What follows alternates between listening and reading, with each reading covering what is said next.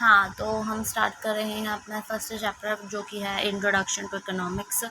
Economics क्या होता है? इकोनॉमिक्स वो होता है जो कि किसी भी इंडिविजुअल लेवल पे या ऑर्गेनाइजेशन लेवल पे किसी भी मिनिमम रिसोर्सेज को उस तरीके से एलोकेट किया जाए कि उसका हम एफिशिएंटली बेनिफिट उठा सकें।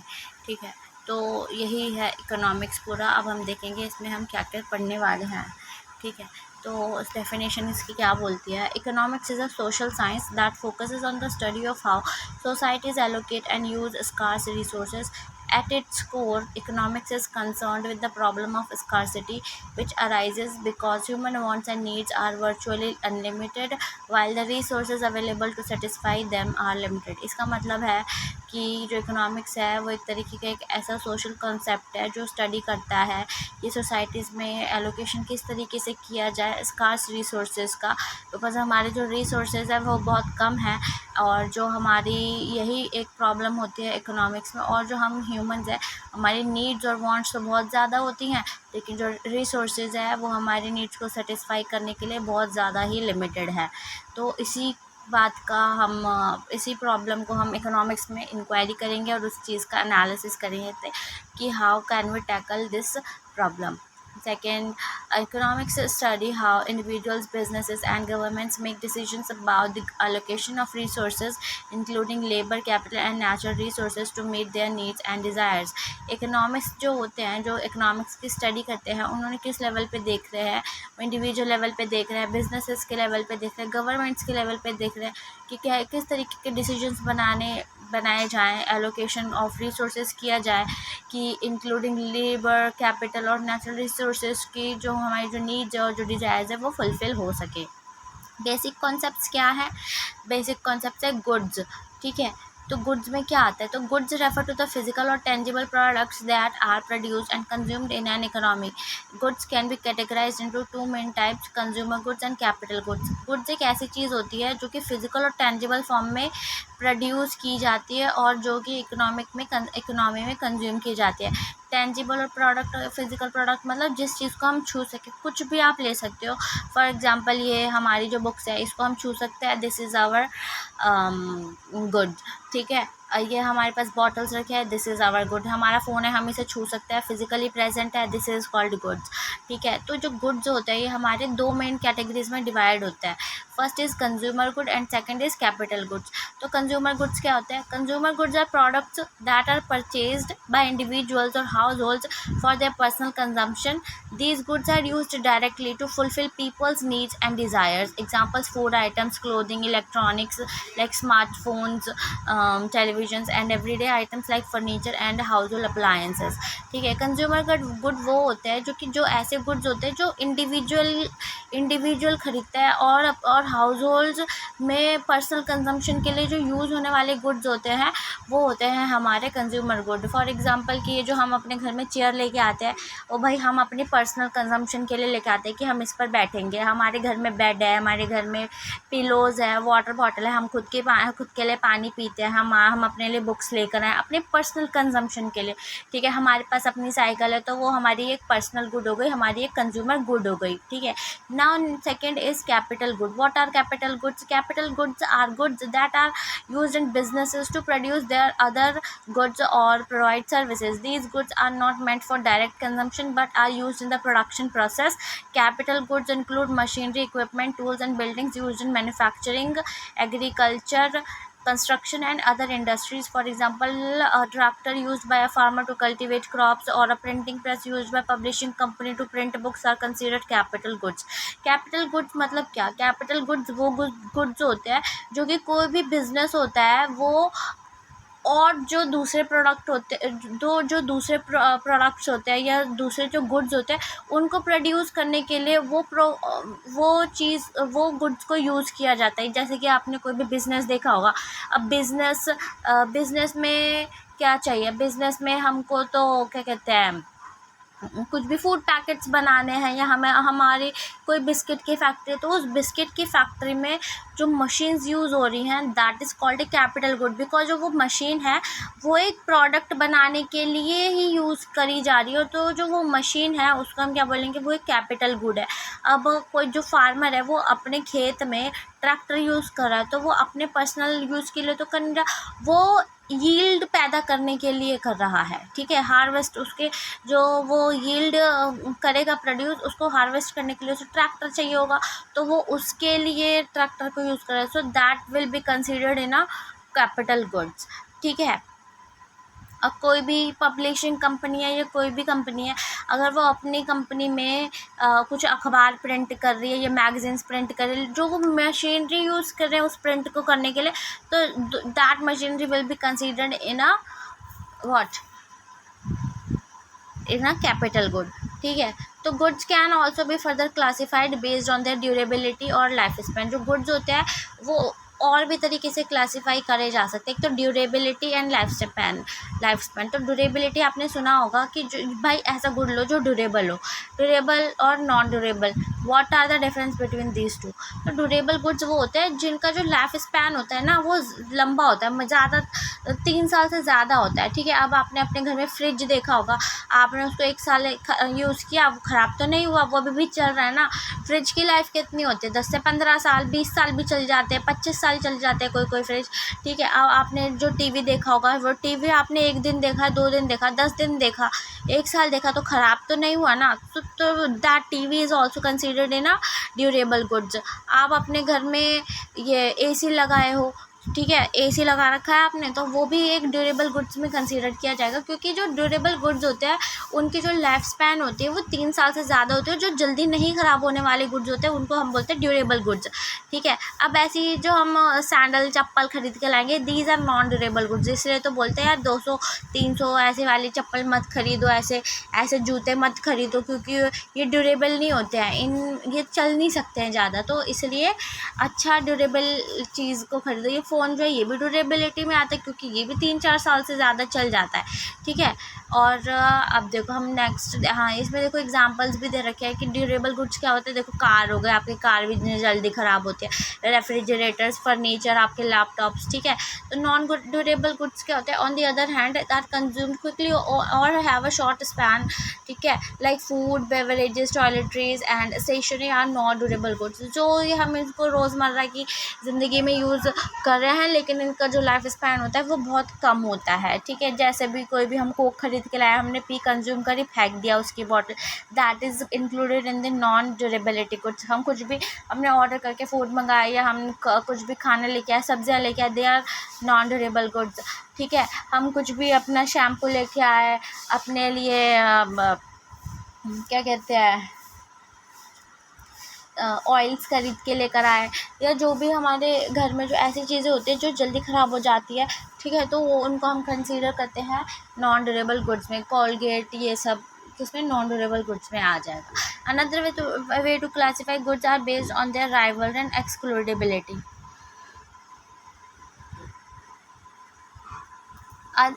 जो एक अलग वे है गुड्स को डिफाइन करने का, वो है एक उसकी राइवलरी और एक्सक्लूडेबिलिटी। राइवलरी माने पता होगा, नहीं भाई ये हमारा राइवल है, माने दुश्मन है ये हमारा। तो देखो, rivalry refers to the extent to which the consumption of a good by 1% reduces its availability for others. मतलब जो भी हम गुड्स इस्तेमाल कर रहे हैं, वो जो अवेलेबिलिटी है उस गुड को यूज़ करने के लिए, वो दूसरे के लिए ख़त्म है, वो नहीं यूज़ कर सकता है, ठीक है, वो नहीं यूज़ कर सकते, क्योंकि वो गुड्स तो हम यूज़ कर रहे हैं। और एक्सक्लूडेबिलिटी मतलब जो एक्सक्लूड हो जाते हैं, जो बाहर हो जाते हैं। Excludability refers to the ability to prevent others from using और कंज्यूमिंग अ गुड। मतलब ऐसे गुड्स जो भाई तुम यूज़ नहीं कर सकते हो, वो एक्सक्लूड हो गए हैं, उस कैटेगरी से बाहर ही हो गए हैं। Based on these characteristics goods can be classified. और इन्हीं दोनों की वजह से जो गुड्स होते हैं वो 4 तरीके से और क्लासिफाई किए जा सकते हैं: private goods, public goods, common goods, club goods, ठीक है। अब देखो प्राइवेट गुड्स क्या होते हैं। प्राइवेट गुड माने क्या होता है, देखो प्राइवेट माने पता है ना भाई, प्राइवेट कंपनी माने उनकी खुद की कंपनी, खुद का पैसा लगाया हुआ कंपनी। तो प्राइवेट गुड्स माने जो हमारी हैं। अब जो प्राइवेट गुड है तो देखो वो तो भाई राइवलरस और एक्सक्लूडेबल दोनों है। एग्जाम्पल मान लो, जैसे कि तुम्हारी कार है, तुम्हारी खुद की कार है, तुम्हारी प्राइवेट चीज़ है ना वो, तो देखो तुम किसी और को यूज़ करने दोगे, नहीं करने दोगे, या तो वो दूसरे के लिए अवेलेबल हो गए तुम्हारी कार, नहीं ना, तो वो एक्सक्लूडेबल हो गए उनके लिए। तो इसीलिए जो तुम्हारे जो प्राइवेट गुड्स है वो राइवलरस और एक्सक्लूडेबल दोनों हो जाते हैं। These goods are owned by individuals और companies and can be bought and sold in the market.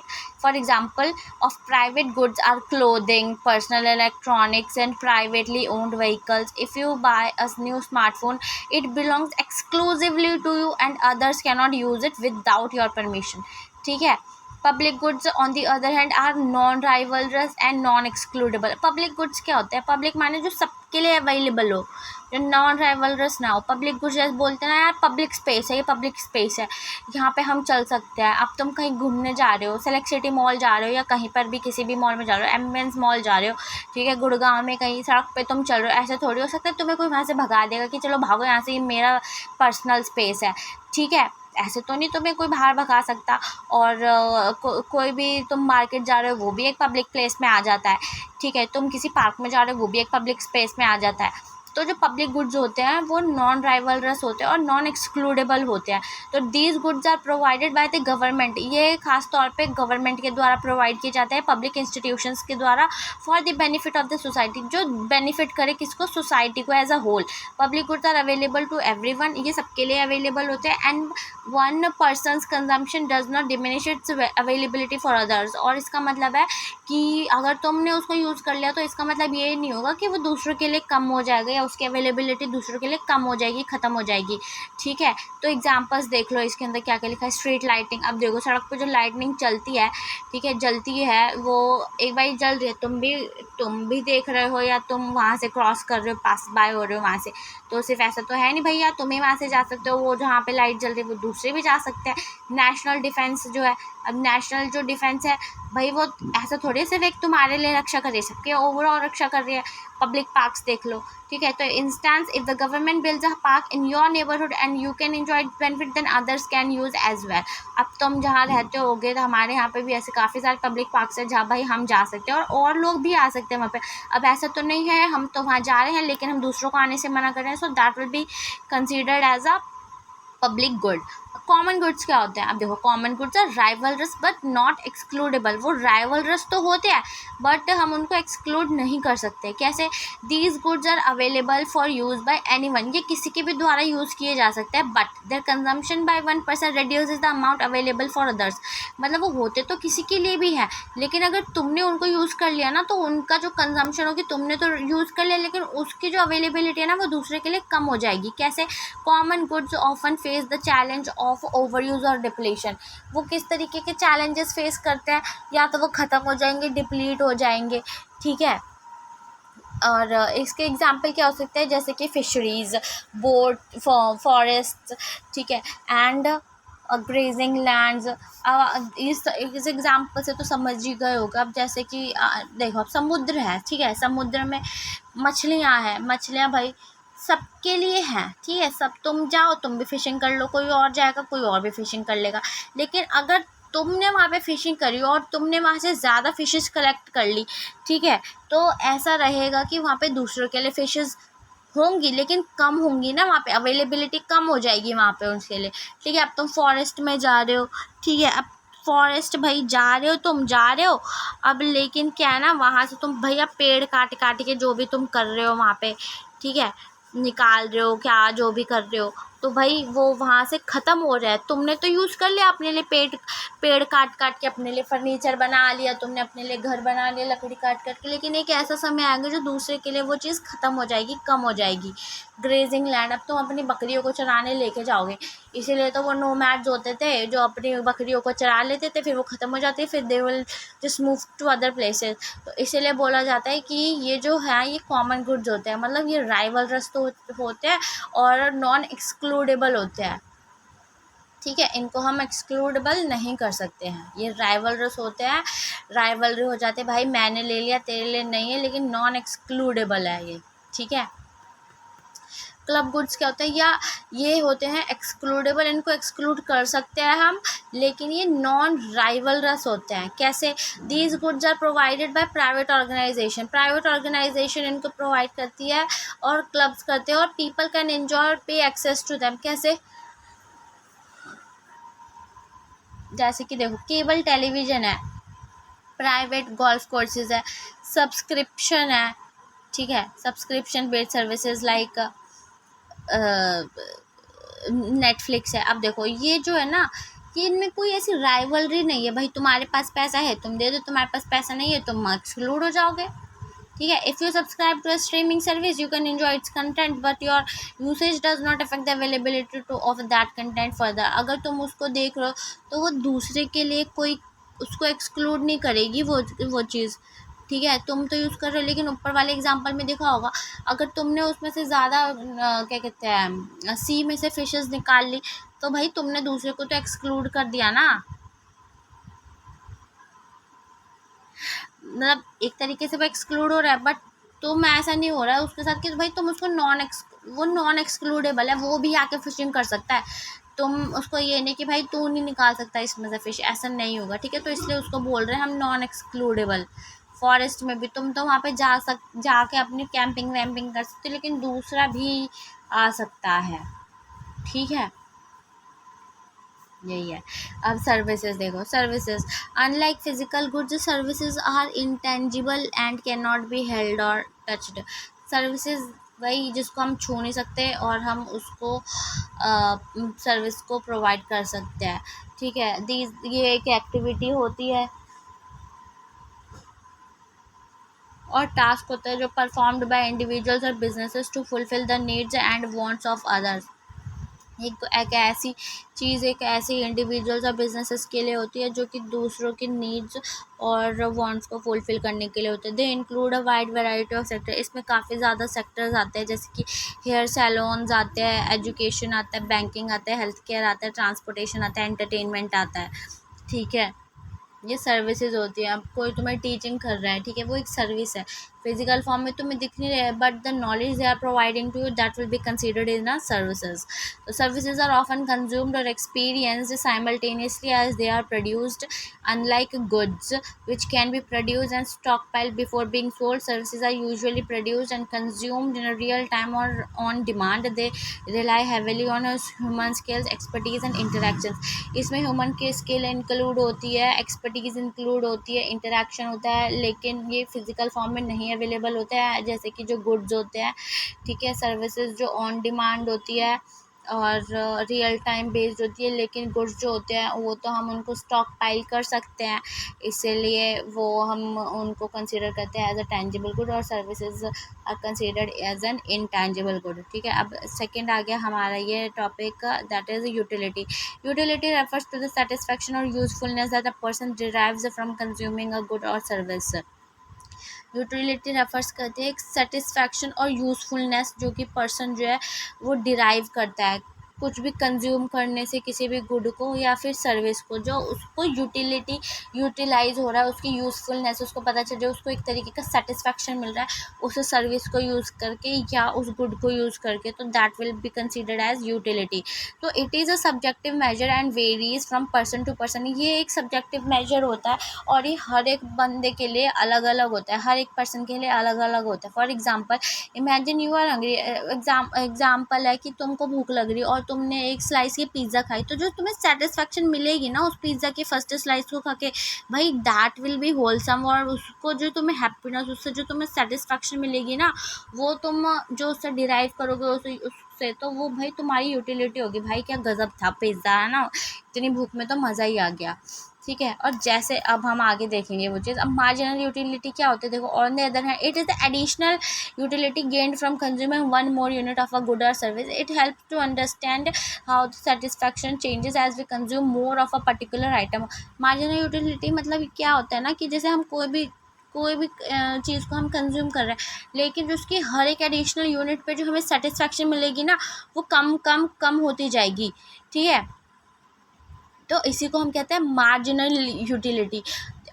अब वो जो फर्स्ट उस पर मिल रही थी, वो तो भैया वो तो मैक्सिमम थी, हमारी मैक्सिमम यूटिलिटी थी, लेकिन जो हम उसकी, अब हमने एक स्लाइस का पिज़्ज़ा का खाया, हम तब बहुत भूखे थे, हमने एक स्लाइस खाया, समझ लो हमें 10 यूटिलिटी मिल गई, ठीक है। फिर हमने नेक्स्ट स्लाइस खाया, हमें भाई नेक्स्ट वाली भी स्लाइस अच्छी लगी 9, ठीक है, और नेक्स्ट खाया। अब तो पता है क्या होगा, तुम्हारा पेट सब भर जाएगा, तुम इतना तुम इतना ज़्यादा ना सेटिस्फैक्शन नहीं होगा, तुम उसको क्या पता तुम उसको 7 ही बोल दो यार बस, फिर तुम उसको और खाओगे, तुम खा तो लोगे लेकिन फिर तुम्हें उतना मज़ा नहीं आएगा जितनी तुम्हें सेटिस्फैक्शन फर्स्ट या सेकंड को खाने में मिली थी। अब तुम्हें यूटिलिटी से 5 ही मिल रहे हैं, फिर तुम और खाओगे, तुम बस मना ही कर दो यार बस बस अब नहीं खानी, तो that will be considered in marginal utility. ठीक है, इसमें भी देखो वही एग्जांपल दे रखा है, the enjoyment and satisfaction you get from the first slice are high and let's say you assign it a value of 10 units of utility. Now you decide to eat a second slice of pizza. The enjoyment you get from the second slice may be slightly less than the first one, let's say 8 units of utility. The difference between the first and second slice, which is 2 units of utility, represents the marginal utility of the second slice. ठीक है, अब देखो the law of diminishing marginal utility क्या होता है, ये state करता है as a person consumes more and more units of a good or service, the additional satisfaction or utility derived from each additional unit will decrease. तो जो decrease मैंने बताया ना, जो डिक्रीज हो रहा है वो जो हम उसका डिफरेंस ले रहे हैं, जैसे कि तुमको फर्स्ट लेवल पे होता है 10, फिर हुआ 9, फिर हुआ 7, फिर हुआ 5, तो जो डिफरेंस आएगा ना 10 में से 9 गया 1, 9 में से 7 गया 2 और 7 में से 5 गया 2, तो ये जो डिफरेंस आएगा ना this will be considered as marginal utility. और जो ये जो कम होती रहेगी ना हमारी, ये जो कम हो रही है हमारी लेवल, पहले 10 थी, फिर 9 हो गई, फिर 7 हो गई, फिर 5 हो गई, तो ये हो जाएगा हमारा law of diminishing marginal utility. जो हमारी मार्जिनल यूटिलिटी है, जो हमारी यूटिलिटी है भाई वो कम होती जा रही है। States that a person consumes more and more units of a goods और सर्विस, द एडिशनल सेटिस्फैक्शन और utility derived from each additional unit will decrease. This means that the more you consume of something, the less additional satisfaction you will get from consuming more of it. To continue with our pizza example, let's say you eat a third slice of pizza. ठीक है, by this point you may be getting full and the satisfaction you derive from the third slice might be even lower, let's say 5 units of utility. The marginal utility keeps diminishing with each additional slice. The law of diminishing marginal utility has important implications for consumer behavior and decision making. It explains why we tended to seek variety and explore different goods and services to maintain or increase our overall satisfaction. As the marginal utility of a particular item decreases, we may start looking for alternatives to fulfill our needs or seek out other sources of satisfaction. जैसे जैसे हमारी इसमें marginal utility कम होती जाती है, वैसे वैसे हम सोचते रहते हैं यार let's move to some other thing जो हमको नीड हो। ठीक है, यही बोला गया है इसमें। आप लोग भी ये बुक को डाउनलोड कर लेना, और जैसे जैसे मैं पढ़ के समझा रही हूँ अब उसको बुक आप देखोगे तो आपको बिल्कुल एकदम 100% समझ में आ जाएगा। अब देखो cost refers to expenses incurred in order to produce goods और सर्विसेज। कॉस्ट वो होती है जो कि हम किसी चीज़ पर इनकर करते हैं, कुछ हमारा एक्सपेंस होता है, किस चीज़ के लिए होता है वो एक्सपेंस, या तो हम किसी चीज़ को प्रोड्यूस कर रहे होंगे गुड को, या फिर सर्विस को प्रोड्यूस कर रहे होंगे। Cost can be divided into different category such as fixed cost, variable cost और टोटल कॉस्ट। ठीक है, अब कॉस्ट ये होती है हम किसी बोलते हैं ना यार इसको बनाने में कितनी कॉस्ट लगी। For example you are making a pen और you have set up a factory of making a pen, तो आप बोलोगे ना यार इसमें हम मेरी इतने कॉस्ट आई है, ठीक है, तो मैं इसको इतने में बेचूंगा। तो वो जो कॉस्ट आप बोल रहे हो ना उसको आप क्या बोल रहे हो कि आपने जो उसमें लागत लगाई है उसको बोलेंगे हम कॉस्ट। अब जो कॉस्ट है ना ये भी भाई डिफरेंट ये भी तीन कैटेगरीज में डिवाइडेड है। क्या क्या फिक्स्ड कॉस्ट होती है, एक वेरिएबल कॉस्ट होती है, एक टोटल कॉस्ट होता है। फिक्स्ड कॉस्ट देखो ये जो वो कॉस्ट होती है जो do not change with the level of production, जैसे जैसे आप प्रोडक्शन करते रहोगे ये नहीं बदलेंगी, ये फिक्स्ड ही रहेंगी। Imagine you want to start a small bakery, तुमने एक बेकरी शुरू कर रहे हो, you need to rent a shop and buy baking equipment.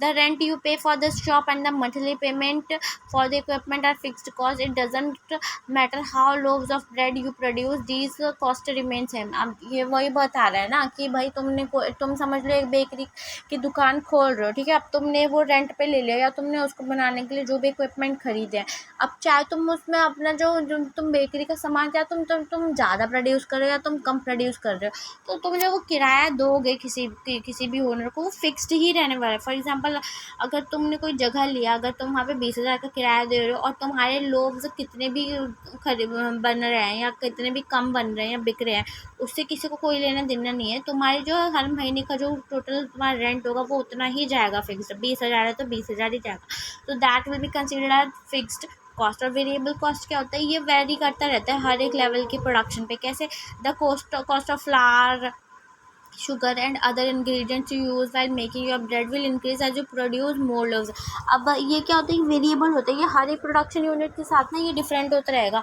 कैसे, अगर तुम अपने लिए अब तुम बहुत ज़्यादा लोव्स बना रहे हो या तुम बहुत ज़्यादा प्रोड्यूस कर रहे हो, तो भाई तुम्हें भाई सामान भी ज़्यादा लगेगा, उसके लिए आटा ज़्यादा लगेगा, चीनी ज़्यादा लगेगी, क्रीम ज़्यादा लगेगा, ठीक है, अंडे ज़्यादा लगेंगे, एग्स, क्योंकि भाई तुम बेकरी का काम कर रहे हो तो बदलती रहेगी, कभी तुम्हें कुछ चाहिए, कभी कुछ चाहिए, कभी ज़्यादा सामान चाहिए, कभी कम सामान चाहिए, तो ये बदलता रहेगा इसमें तुम्हारे, इसलिए इसको बोलते हैं ना वेरी। वेरी का नाम माने वेरिएबल, ठीक है। The more bread you bake the higher your variable cost will be. जितना तुम ज़्यादा करोगे तुम्हारी वेरिएबल कॉस्ट भी बदलती रहेगी और ज़्यादा आएगी।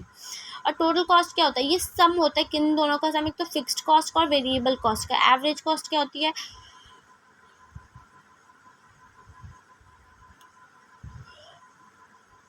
अब देखो ये तो समझ में आ गया ना, टोटल कॉस्ट क्या होता है, इन दोनों का सम होता है। और एवरेज कॉस्ट क्या होती है, is calculated by dividing the total cost. ये टोटल कॉस्ट को by the quantity of good produced. ये टोटल कॉस्ट जो तुमने ले ली, समझ लो तुम्हारी टोटल कॉस्ट है 10,000 रुपये, ठीक है, और अब तुमने जो लोव्स उसके अंदर प्रोड्यूस करे ना वो है, वो कितने हैं, 20,000 है। तो भाई डिवाइड कर दो, 50% हो गया कि नहीं हो गया। तो it gives you an idea of how much cost on average to produce each unit of output. तो ये यही बताते हैं कि तुम्हारे भाई कितनी कॉस्ट लगी है ऑन एन एवरेज एक यूनिट को प्रोड्यूस करने के लिए। तो एक यूनिट को प्रोड्यूस करने के लिए तुम्हारी भैया 50% की कॉस्ट लगी है, ठीक है। अपॉर्चुनिटी कॉस्ट क्या होता है, opportunity cost is a concept that highlights the value of the next best level alternative that is foregone when making a choice. मतलब तुमने कोई चॉइस करी अपने लिए, ठीक है, अब तुमने सोचा यार बेकरी का बिजनेस मैं शुरू कर रहा, तो भाई तुम्हारा जो दूसरा तुमने कोई दूसरा बिजनेस करने की सोची होगी या कोई जो दूसरी चीज़ होगी वो तो तुम नहीं कंज्यूम कर पाई या नहीं तुमने उसका फ़ायदा उठा पाए। जो तुमने अभी यूज़ कर पाए हैं तो वो कंसीडर होगी तुम्हारी opportunity cost. Opportunity cost is a concept that highlights the value of the next best alternative that is forgone when making a choice. तुम जो चॉइस बना रहे थे ना अपनी, वो नेक्स्ट बेस्ट अल्टरनेटिव की चॉइस है। It represents the benefits of और profits you could have gained if you had chosen a different option. For example, अगर तुम अभी एक बेकरी का बिजनेस बना रहे हो, या ठीक है तुमने तो बेकरी का बिजनेस बनाने की सोची, तुम अभी बेकरी का बिजनेस बना रहे हो, अगर तुमने कोई राशन शॉप खोली होती तो उसके अंदर जो तुमको फ़ायदा होता, उसमें जो तुम्हारा प्रॉफिट होता, ठीक है, उसमें जो फ़ायदा होता तुम्हारा, उसमें जो प्रॉफिट, तो वो क्या होता, वो तुम्हारा वो तुम्हारा अपॉर्चुनिटी कॉस्ट होता जो तुमने वो खो दिया, क्योंकि तुमने तो भाई बेकरी का बिजनेस खोल लिया, ठीक है। तो इसका मतलब यही है। For example, if you decided to use a baking skills to start a bakery, your opportunity cost might be the potential income you could have earned by working as a chef in a restaurant. तुमने तो भाई अपना एक काम करने का सोचा, ठीक है, लेकिन अगर तुम उसके बदले कुछ और करते तो वहाँ से जो तुमको प्रॉफिट आ सकता था वो तुमने छोड़ दिया, तो उसको बोलेंगे हम अपॉर्चुनिटी कॉस्ट, ठीक है। Understanding the different cost is crucial for business individuals to make informed decisions. और ये जो डिफरेंट कॉस्ट का कॉन्सेप्ट होता है ना, ये इंडिविजुअल्स को, ये बिजनेसेस को पता होना चाहिए, क्योंकि भाई यही हमारे इन्फॉर्म्ड डिसीजंस होते हैं और यही इसको भी हम इससे बनाते हैं।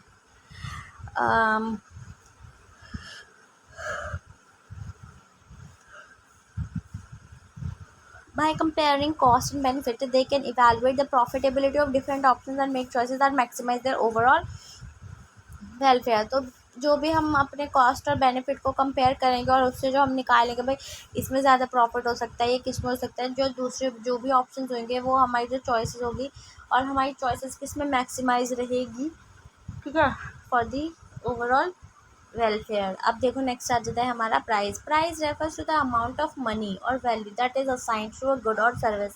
किसी भी एक गुड को बताने के लिए कि यार ये इतने अमाउंट का है और ये जो हम सर्विस प्रोवाइड कर रहे हैं ये इतने अमाउंट की है, तो जो अमाउंट उस पर हम देंगे वो पैसा, ठीक है, और जो वो कितना वैल्यू की है तो उसको हम बोलेंगे प्राइस, ठीक है। It is the exchange rate at which two parties agree to trade at a particular item. ये वो चीज़ होती है कि भाई जो भी इंडिविजुअल होगा या जो दो पार्टी होगी वो अग्री करेगी कि भाई हाँ, मैं इस चीज़ को इतने पे लेने के लिए तैयार हूँ और मैं इस चीज़ को इतने पे बेचने के लिए तैयार हूँ।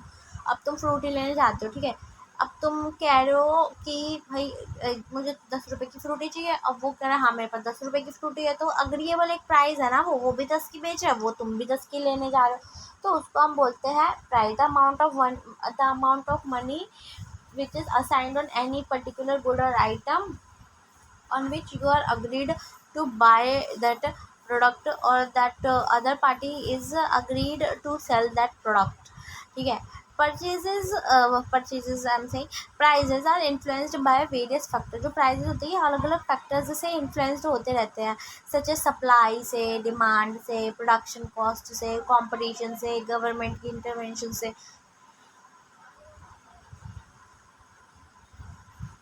मार्केट के कंडीशन से। तो इन हर अलग अलग फैक्टर्स की वजह से जो प्राइस होते हैं वो बदलते रहते हैं, ठीक है। अब आ गया हमारा indifference curve. An indifference curve is a graphical representation that shows different combination of two goods that provide the same level of satisfaction to an।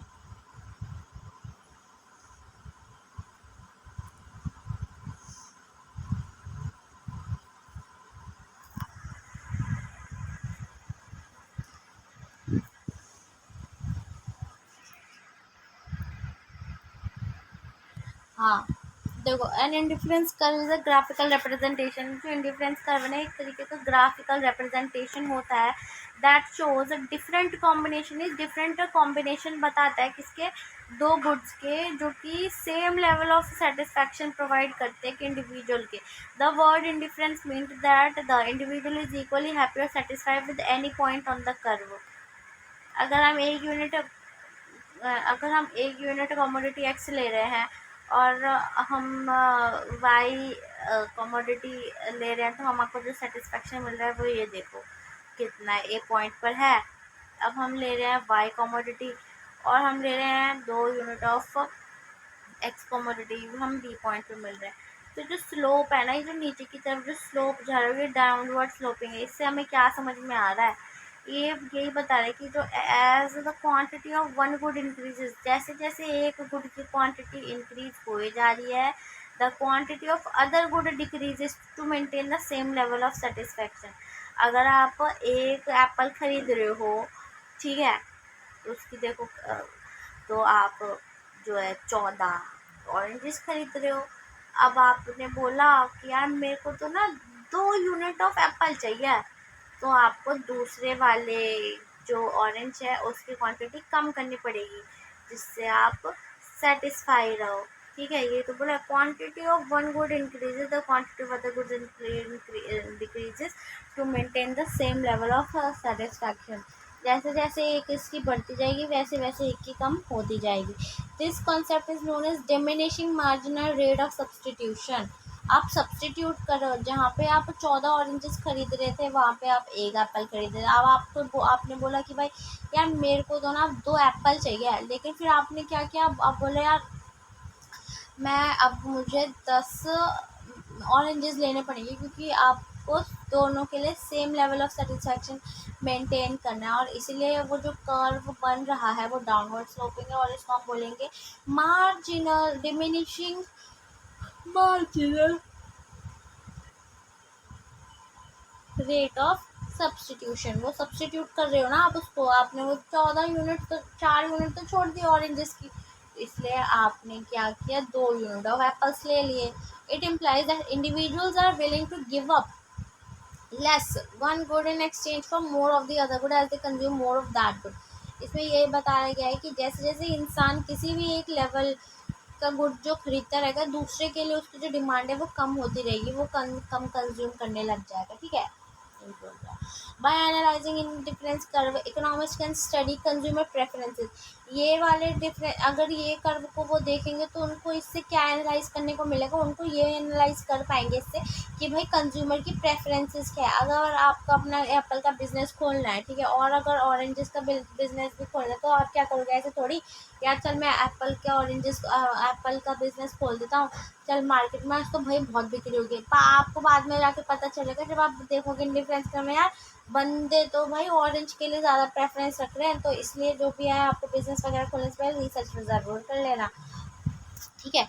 अब देखो make predictions about consumer choices, वो क्या चाहते हैं। अब हमको साफ साफ पता चल रहा है एक जगह पे जहाँ पे बंदा एप्पल की डिमांड कर रहा है और वो अपनी ऑरेंजेस की डिमांड छोड़े जा रहा है, और वो he is demanding more of Apple of a good Apple good and he is just decreasing his demand for the oranges. तो आपको इससे क्या पता चलेगा अपने बिजनेस के लिए, भाई भाई एप्पल की डिमांड अब आपके टाइम पे ज़्यादा हो रही है और ऑरेंजेस की डिमांड थोड़ी सी कम हो रही है। तो let's drop the idea of opening a business of oranges, let's open a business of apples. So you will be just setting a business into the apple industry, ठीक है। एप्पल आप लेकर आओगे, जो भी है आपका एप्पल का काम सही मस्त चलेगा, क्योंकि आपने देख लिया ना ये इंडिफरेंस कर्व से, ठीक है। Make predictions about consumer choices, पता चलेगा। Understand how individuals allocate their resources to maximise their satisfaction. Economics में हम यही तो पढ़ रहे हैं भाई, हम मैक्सिमम सेटिस्फैक्शन कैसे ले सकते हैं।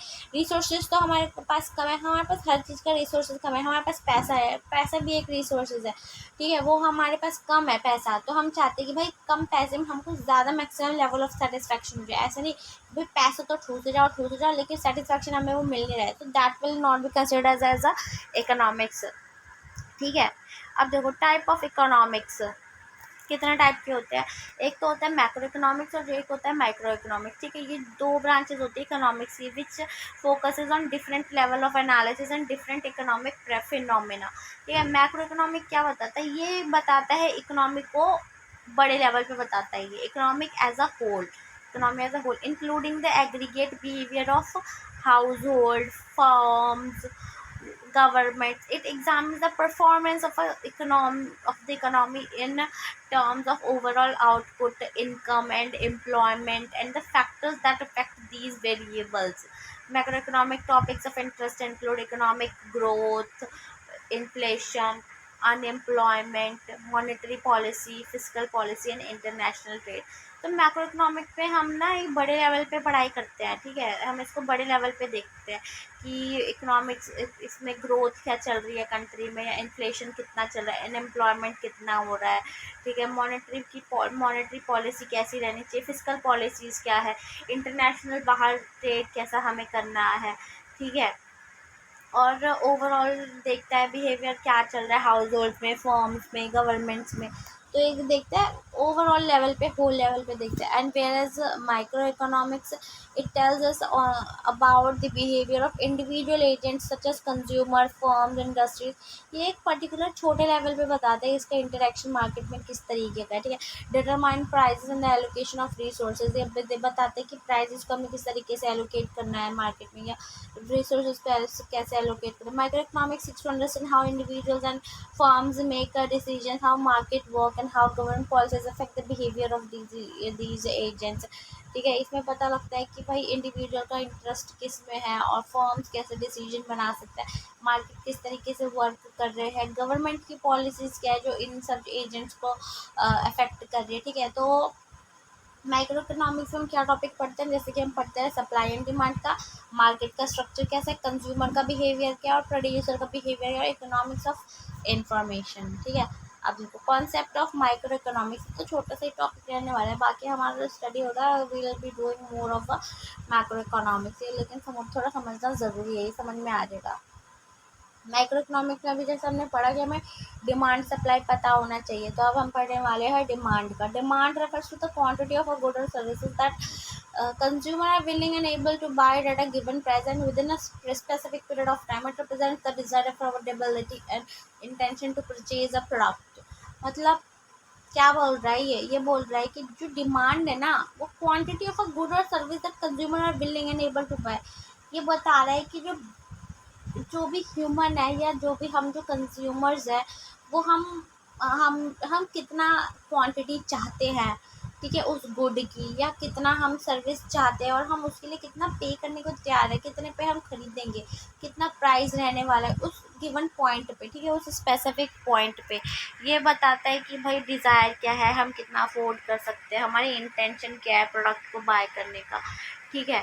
ये बताता है डिमांड। हम बोलते हैं ना यार ये मेरी डिमांड है, तो इससे क्या समझ में आप, अगर आप जा रहे हो किसी भी दुकान पर, बोल रहे हो यार मेरी तो ये डिमांड है, मतलब क्या है वो चीज़ डिमांड, अब बोलोगे ना भाई मुझे,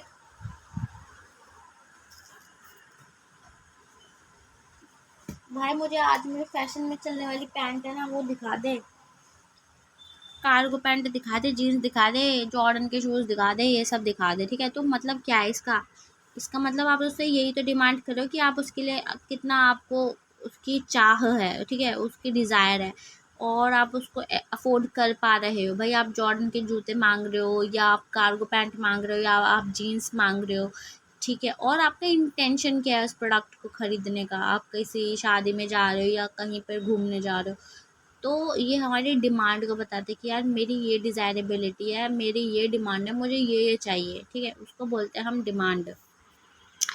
और डिटर्मिनेंट्स क्या होते हैं डिमांड के, क्या क्या किस चीज़ पे डिमांड है देखते हैं, किस चीज़ पे बेस्ड होती है हमारी जो डिमांड है। प्राइस, फर्स्ट प्राइस, भाई पैसा सही होएगा तभी तो लेंगे, दुनिया भर का पैसा मांगेगा तो कैसे लेंगे। Most obvious determinant of demand is the price of a product itself, ठीक है।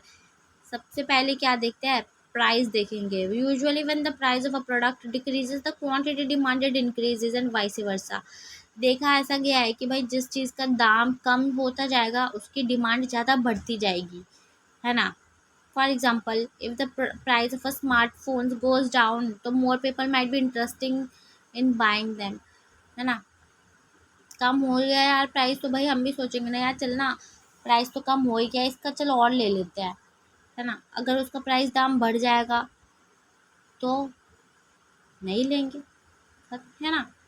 तो ये अपोजिट काम करता है।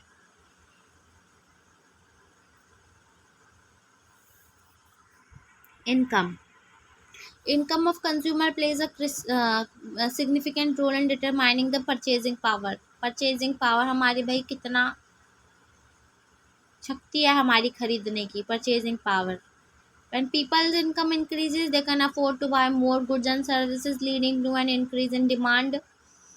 For instance if people's salary increase they might be willing to buy more of luxury items like expensive jewellery. भाई जिसकी तनख्वाह बढ़ती जाएगी तो उसकी तो डिमांड ही बढ़ती जाएगी, वो पैसे को छुपा के थोड़ी रखेगा अपने पास घर में, भाई उसे तो चाहिए होगा ना, भाई मेरे पास तो पैसा ही पैसा है, आप देखते हैं क्या क्या खरीद सकते हैं अब इस पैसे में। यार मेरे को तो कार भी चाहिए, मुझे गाड़ी भी चाहिए, मुझे जूते भी चाहिए, मुझे कपड़े भी चाहिए, मुझे अच्छा अच्छा खाना भी है, मुझे रेस्टोरेंट में भी जाना है। तो these demands will automatically increase after increasing your income, ठीक है। तो ये इनकम भी भैया एक बहुत बड़ा फैक्टर, मेजर रोल प्ले करता है, ठीक है, डिमांड के लिए। प्राइस देख लिया हमने, हमने हमने इनकम देख लिया। Now third is price of related goods. Related goods मतलब जो उसके जैसे जो गुड्स होते हैं, अलग गुड्स होते हैं लेकिन जो सिमिलर टाइप के जो गुड्स होते हैं, ठीक है। बोलते थे ना भाई हमारी सब्स्टिट्यूट टीचर आ गई क्लास में, ठीक है,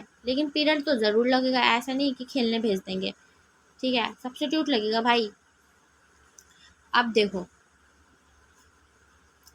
price of related goods such as substitutes and complement goods they can affect the demand for a particular product। कैसे, ये कैसे डिमांड को वो करेंगे, अफेक्ट करेंगे, ये जो अगर इनका जो प्राइस होगा रिलेटेड गुड्स का ये बढ़ जाए या कम हो जाए, कैसे।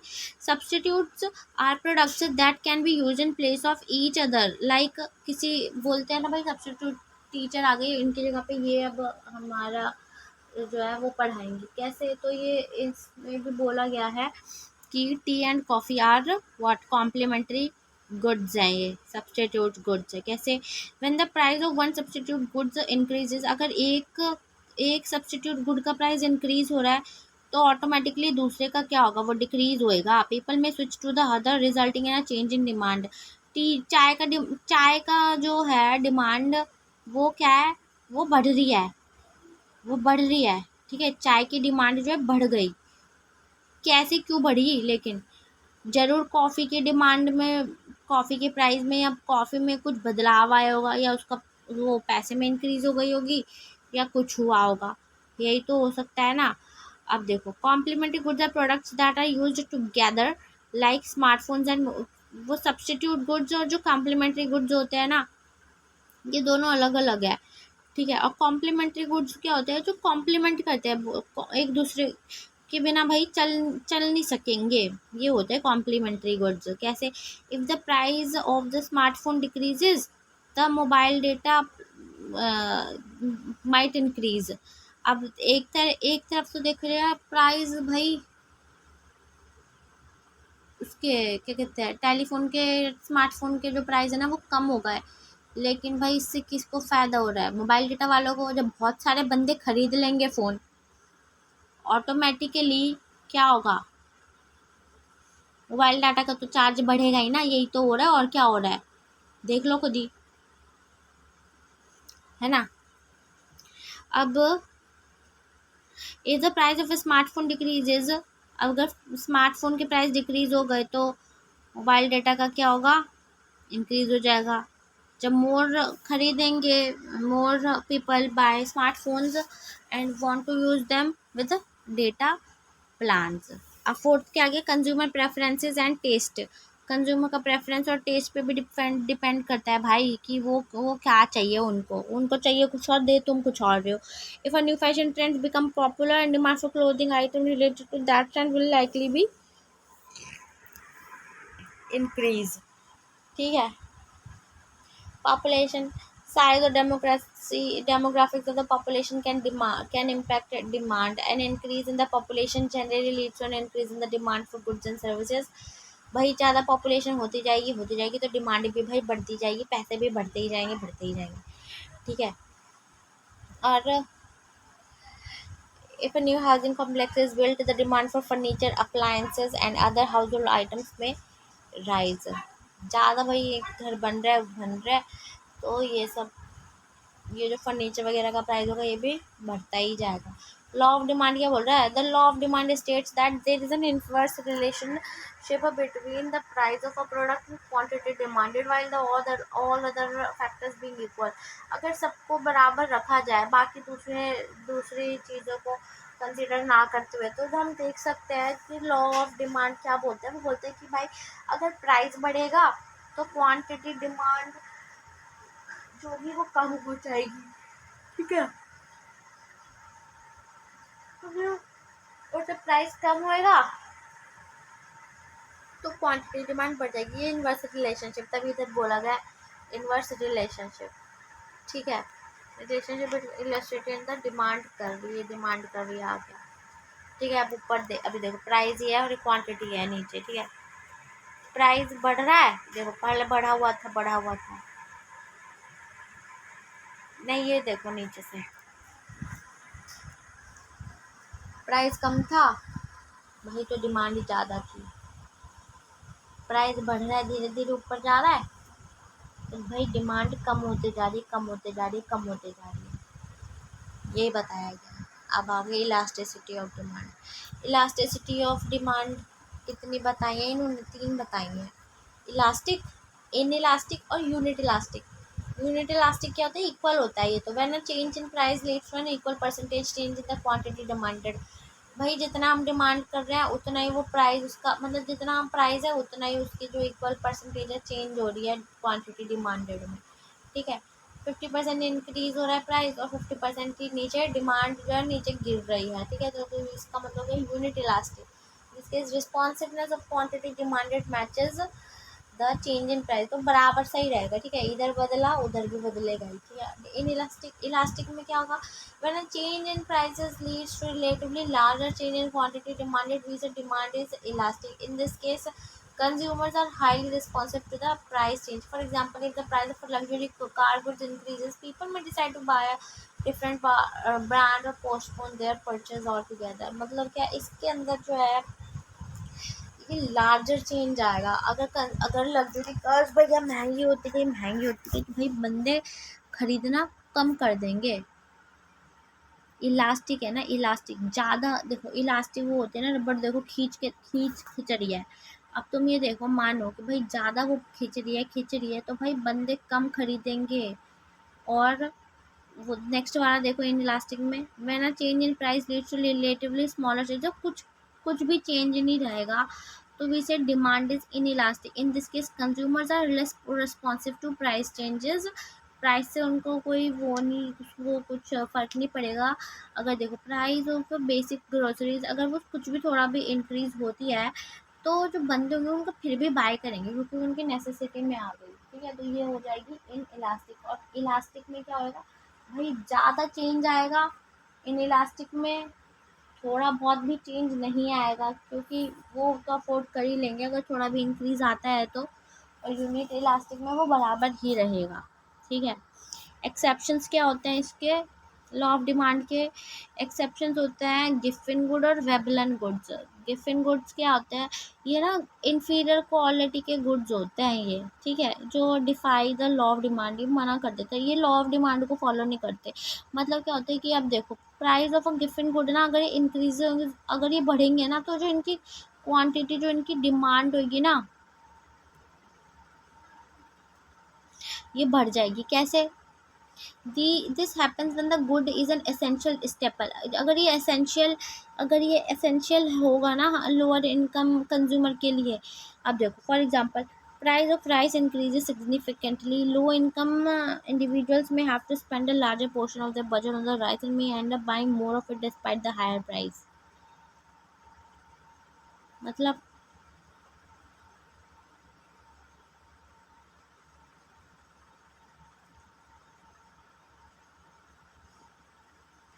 अगर अगर देखो ये ना स्टेपल फूड में होगा। स्टेपल फूड क्या होता है, जो हमारे ना नेसेसरी गुड्स होते हैं।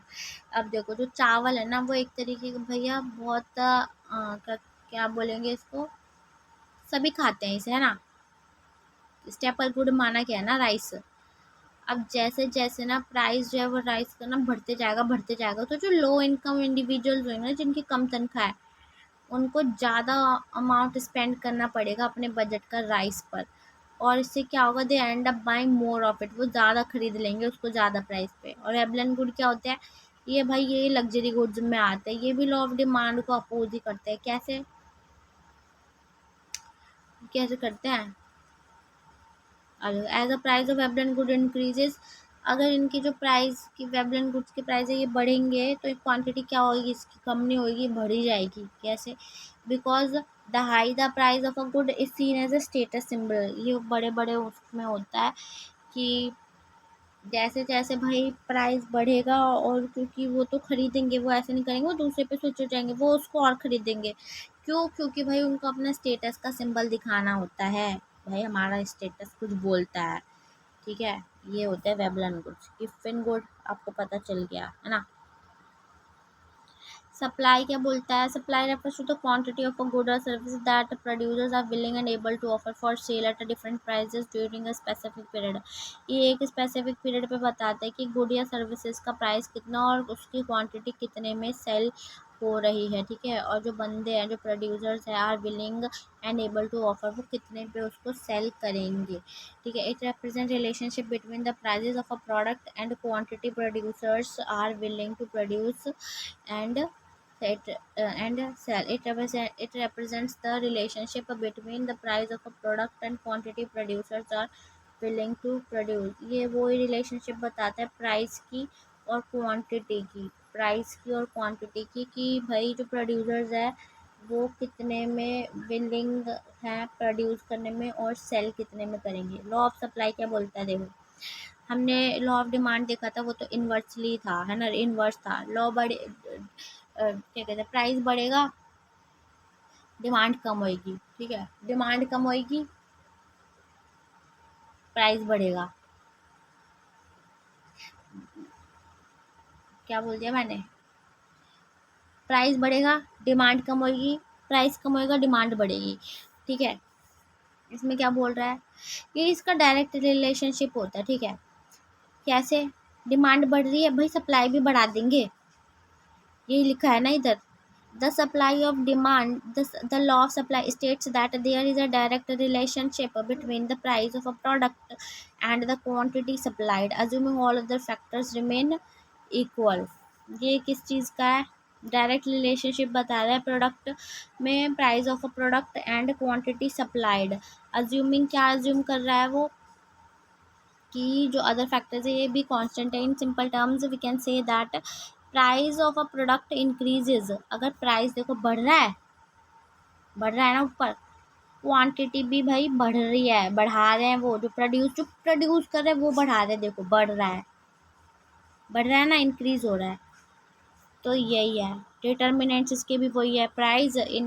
प्राइस क्या बोलता है इसका, cost of resources and inputs required to produce a good और service can affect supply. For example, if the price of if price of a raw material used in manufacturing increases, it becomes more expensive to produce the product, potentially leading to a decrease in, क्या बोल दिया, क्या बोल रहा है ये, देखो, the cost of resources and inputs required to produce a good और सर्विस कैन अफेक्ट सप्लाई।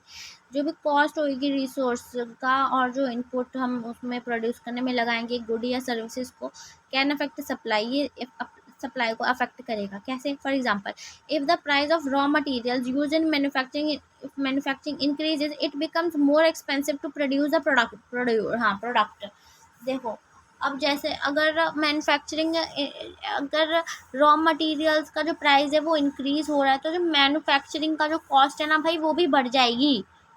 ठीक है, वो भी बढ़ जाएगी, क्योंकि भाई रॉ मटेरियल्स भी तो महंगे हो रहे हैं ना पीछे से, तो उसको जो बनाने में कॉस्ट आएगी वो भी बढ़ जाएगी। इट बिकम्स मोर एक्सपेंसिव, और एक्सपेंसिव हो जाएगी।